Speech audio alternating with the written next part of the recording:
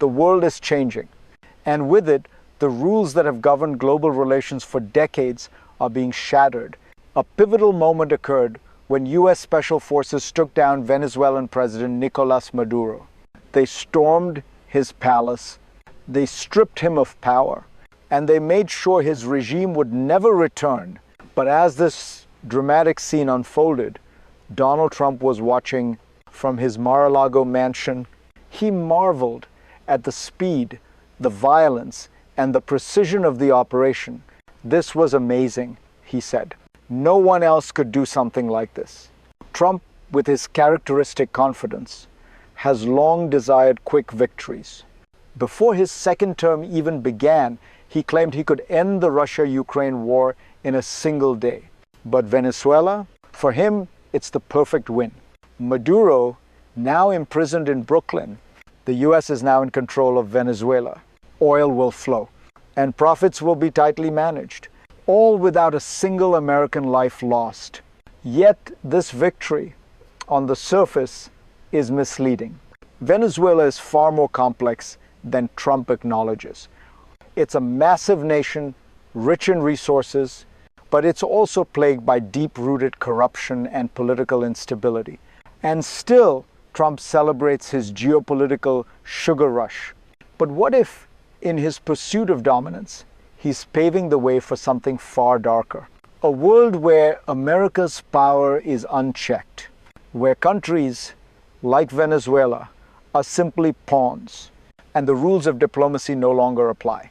What if we are witnessing the return of an age where might is the only measure of right? Donald Trump's vision of foreign policy is unlike any that have come before him. The traditional rules of engagement are being discarded. For decades, the Monroe Doctrine stood as the cornerstone of U.S. foreign policy in the Western Hemisphere.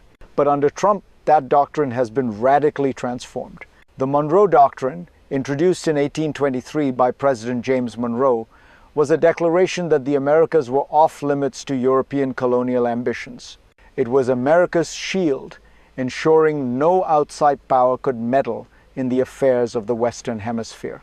For nearly 2 centuries, this doctrine defined America's sphere of influence. But Trump's version? It's not just about influence anymore. He's named it after himself, the Donroe Doctrine.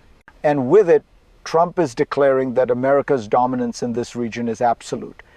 China's investments in Latin America? They'll need to rethink their strategy. Trump is clear.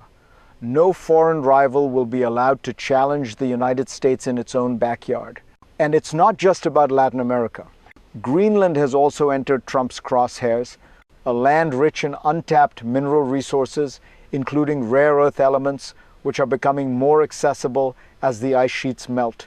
For Trump, Greenland is not just strategic in the Arctic. It's a treasure trove of resources. This is America's new era, one of raw power with no apologies. A world where the U.S. is no longer bound by treaties, alliances, or international agreements. The only rule? America takes what it wants. But as the U.S. asserts itself, what happens to the nations caught in the crossfire? The Monroe Doctrine, as we know it today, was born out of a unique historical moment. In 1823, President James Monroe issued a warning to European powers. The Americas, he declared, were no longer open to colonization. It was a bold statement, one that established America as the dominant power in the Western Hemisphere. At the time, Europe was still recovering from the Napoleonic Wars, and many nations were focused on their own struggles. The United States, however, was emerging as a growing power, eager to protect its interests. The Monroe Doctrine reflected that ambition. It was America's first major step onto the world stage, establishing a clear boundary between the old world and the new world. But the world has changed since then. The geopolitical landscape is vastly different. Today, the United States no longer has the luxury of isolationism. The rise of global superpowers like China, the expansion of multinational corporations, and the increasing interconnectedness of nations make the old rules seem outdated. That's why Trump's actions are so significant. By renaming the Monroe Doctrine to the Donroe Doctrine, Trump is signaling a new era, an era where the United States doesn't just protect its interests, it controls them. And it's a doctrine that stretches far beyond the Western Hemisphere. But as we look deeper into Trump's vision, we must ask, what does it mean for countries like Venezuela, Colombia, and even Greenland? In the blink of an eye, the world watched as U.S. Special Forces stormed Venezuela and removed President Nicolás Maduro. The operation was swift, violent, and precise, qualities that Trump admires deeply. He couldn't help but share his admiration, calling it amazing. To him, it was a victory that showcased America's unmatched power. But let's take a step back and understand what's really happening here. Venezuela, the largest oil reserves in the world, is more than just a geopolitical prize. It's a country that has been under the thumb of an authoritarian regime for years. A nation that has been broken by corruption, economic collapse, and political repression. Yet in Trump's eyes, it's just another win. A win that doesn't require boots on the ground or prolonged occupation. A win that comes with little cost, aside from a few shaken hands in Washington. The U.S. now controls Venezuela's vast oil wealth. But this is a shallow victory. What Trump fails to understand is that the country he now owns is far more complicated than he realizes. The political factions, the deep-rooted corruption, the economic collapse, they aren't just going to vanish because of a quick military victory. Trump may think he's won, but the true consequences of this win are only beginning to unfold.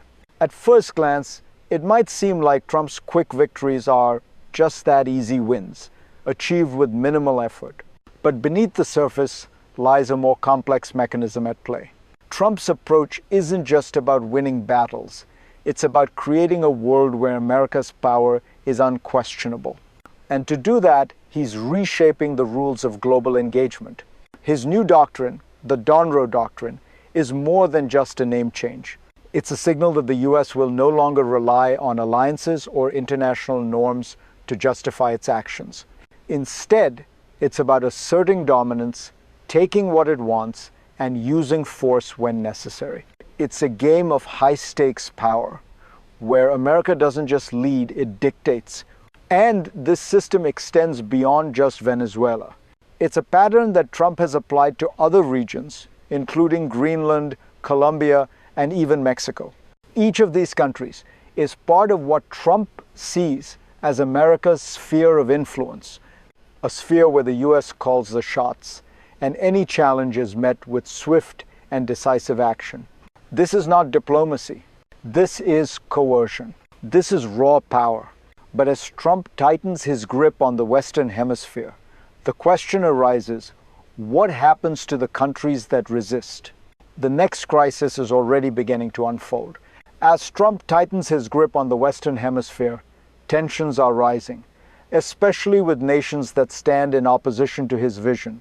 One of the most vulnerable is Colombia, a nation with deep ties to the United States, but one that may soon find itself caught between loyalty and pressure. Trump's rhetoric has made it clear, any nation that steps out of line will be dealt with swiftly.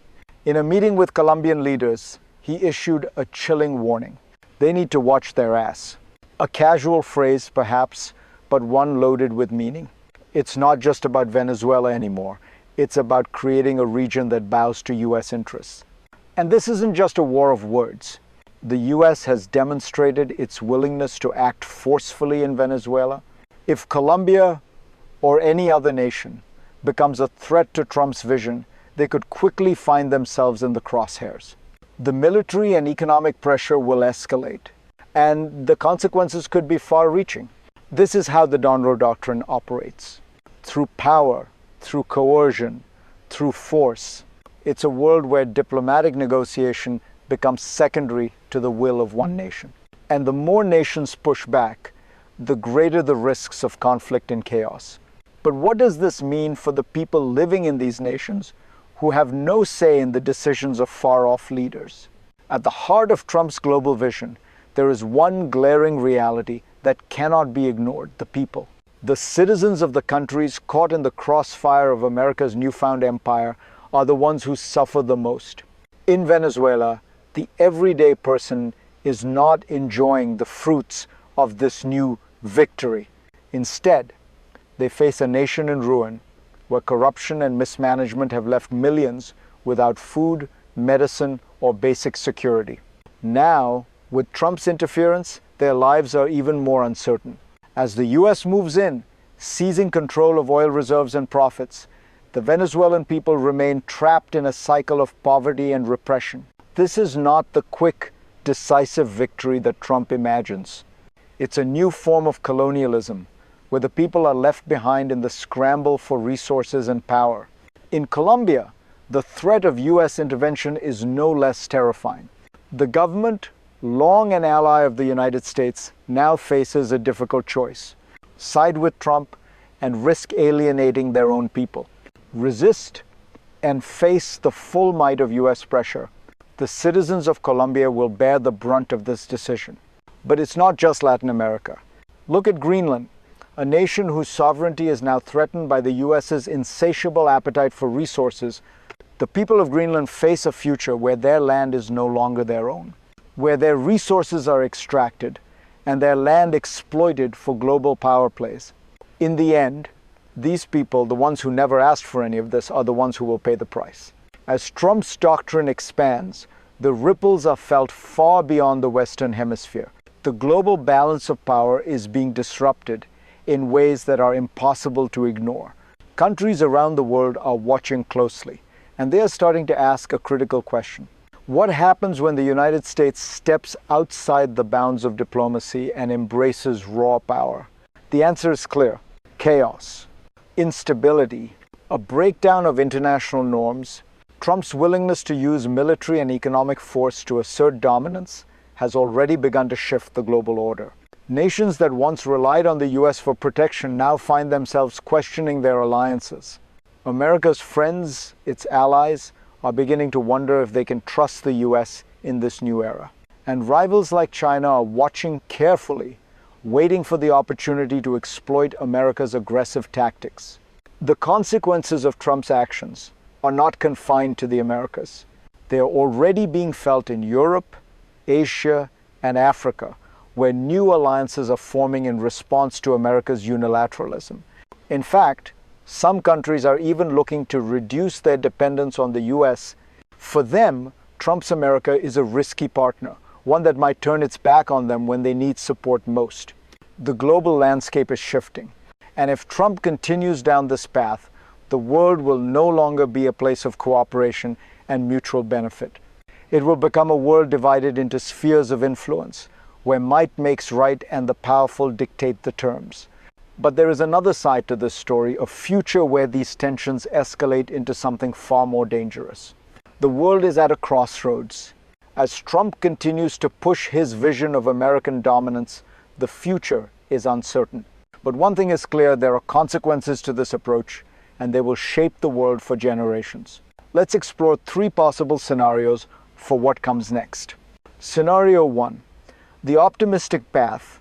In this scenario, Trump's aggressive policies lead to a period of short-term gains for the United States. Venezuela's oil flows freely to America. Greenland's resources are under control, and other nations in the Americas bow to American pressure, aligning themselves with Trump's vision. However, this leads to growing instability within these nations. The people suffer, but Trump's supporters view it as the price of progress. In the long term, this strategy may result in increasing isolation for the US. Other nations, tired of being bullied, may seek alternatives, forming new alliances that could leave America behind.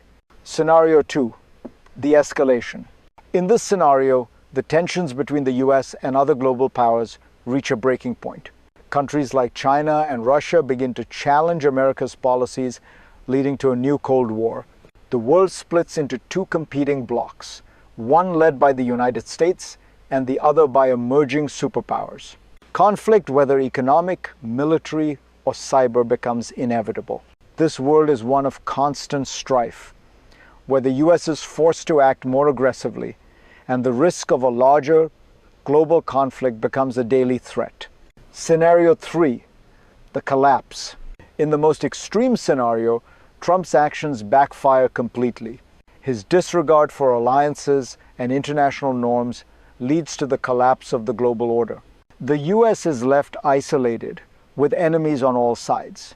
America's position as the world's leading superpower erodes as other nations rise in defiance. The once unchallenged dominance of the United States gives way to a chaotic, multipolar world where no single nation holds power for long. This world is unpredictable, dangerous, and fragmented. Each of these scenarios brings us closer to a world we thought we had left behind, a world of power struggles, territorial disputes, and constant conflict. The world we are heading toward is one shaped by power, by force, and by domination. Trump's vision is clear: America first, America alone. But at what cost? A return to the age of empires where the powerful dictate the rules and the weak are left to suffer. The Monroe Doctrine, once a symbol of American influence, has been reborn as the Donroe Doctrine. And with it, America is asserting its power in ways we haven't seen in decades. But as Trump pushes for dominance, the global order begins to unravel. The people, the nations, and the alliances that have long defined the world are all at risk. The consequences of this vision are already being felt. The US is rewriting the rules of international relations, and the future is hanging in the balance. The question remains, will this aggressive path lead to a more secure world, or will it plunge us into a new era of conflict and instability? One thing is certain: the world is watching, and what happens next will define the course of history for generations to come. The stakes are higher than ever, and if we are to avoid a future shaped by force and division, we must ask ourselves, how much are we willing to sacrifice for the illusion of power? Thank you for joining us in this deep dive into the future of global power. Stay tuned for more as we continue to explore the forces shaping our world.